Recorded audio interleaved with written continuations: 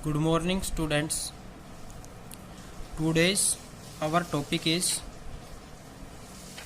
force experienced by the moving charge in the magnetic field. भाई किसी भी moving object के ऊपर या मूविंग चार्ज के ऊपर मैग्नेटिक फील्ड के अंदर क्या फोर्स लगता है वो हमें फोर्स निकालना है। ठीक है, जैसा कि आपको पता है ये हमारा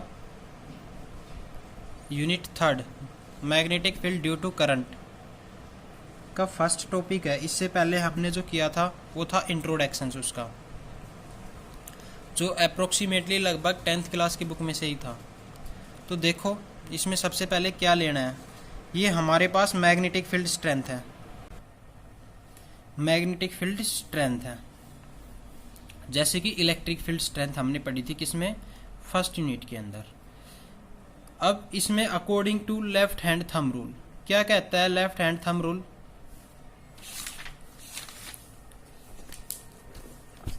लेफ्ट हैंड थंब रूल कहता है कि thumb, first finger and central finger are perpendicular to each other. मतलब इन तीनों के बीच में कितने डिग्री का एंगल होगा, 90 डिग्री का।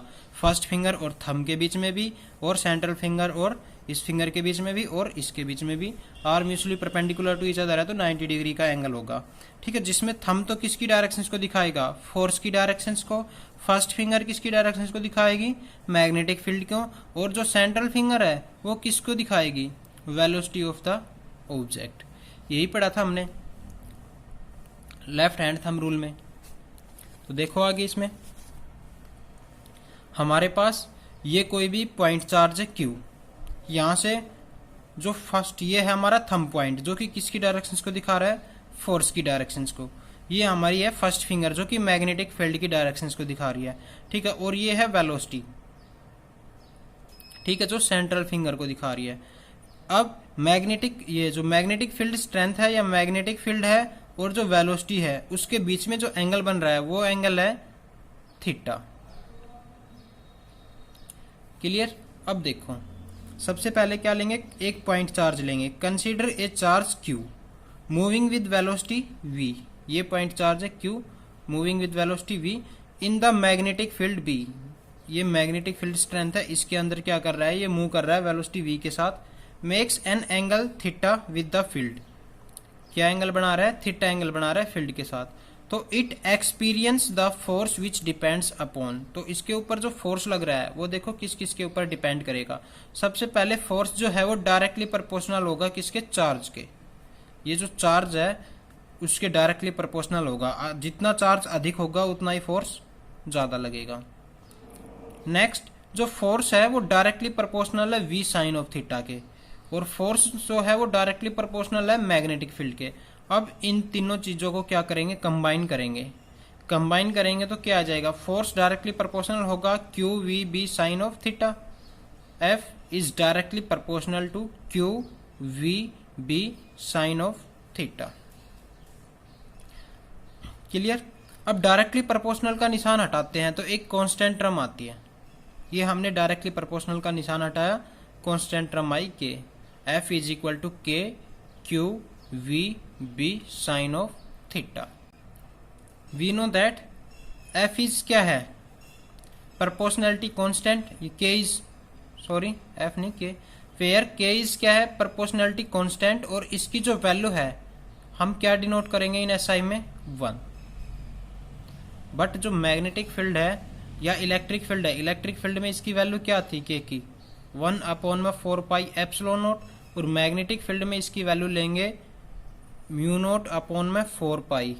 इसकी वैल्यू क्या थी, 9 इंटू में 10 raise to power minus 9, 9 into 10 raise to power 9।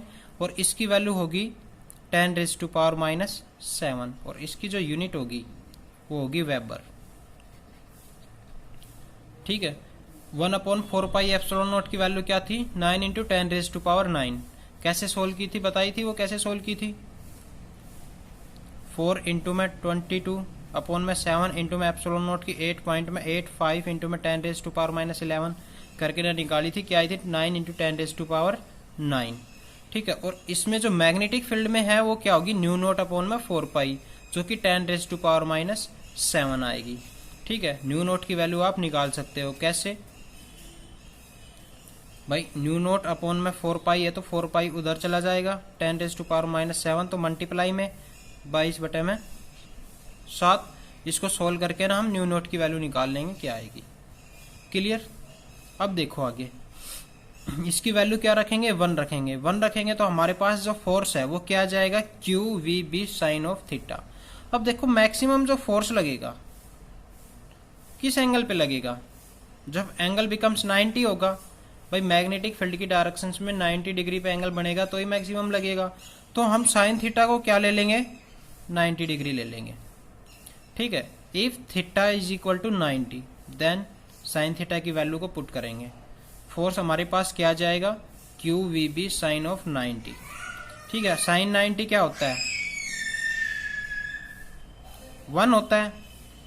Sign 90 क्या होता है, 1। उसकी वैल्यू पुट करेंगे तो फोर्स आ जाएगा हमारे पास QVB। ये हमारे पास फोर्स आ जाएगा किसके ऊपर, मूविंग चार्ज के ऊपर इन द मैग्नेटिक फील्ड के अंदर। अब यहाँ से मैग्नेटिक फील्ड निकाल लें, तो मैग्नेटिक फील्ड निकालेंगे तो QVB यहाँ डिवाइड में B is equal to F upon में QVB। और मैग्नेटिक फील्ड की जो यूनिट होती है यहाँ पे वो क्या होगी, टेस्ला। ठीक है, फोर्स की न्यूटन, दूसरी क्या हो जाएगी, न्यूटन कूलाम मीटर स्क्वायर।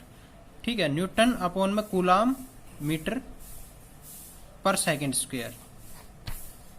तो ये हमारे पास आ गया force experience by the moving charge in the magnetic field.